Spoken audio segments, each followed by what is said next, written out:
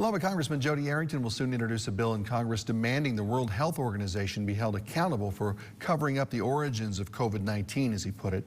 This week, he got a close look at Lubbock's COVID response and spoke about some new laws that slid under the December radar that could be a lifeline for our state's rural hospitals, who were having a hard time before the pandemic. And KAMC's Amy Kozera has more. Rural healthcare was experiencing a crisis before COVID.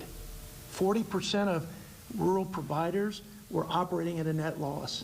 Arrington emphasizing the struggles our rural hospitals faced even before COVID, but thanks to legislation passed in the last session, we're already on the path to improvement. We've got to do structural reforms long term. We can't just have the temporary and targeted relief and assistance because they were in trouble before COVID.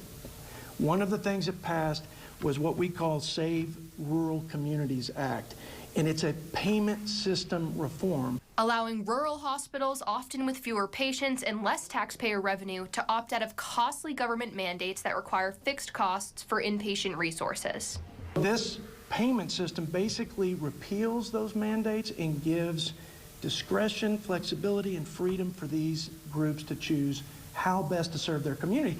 Arrington also received a tour of Covenant's vaccine distribution center and met with frontline workers to hear firsthand what fighting a pandemic is like. Meeting with leaders from hospitals in Lubbock and rural areas like Levelland, Plainview, and Hobbs to explain how this reform will help. We believe that we're feeding and clothing America and fueling America's economy and giving us energy independence. Guess what? You got to have some critical infrastructure that's sustainable. I think we went a long way to make that.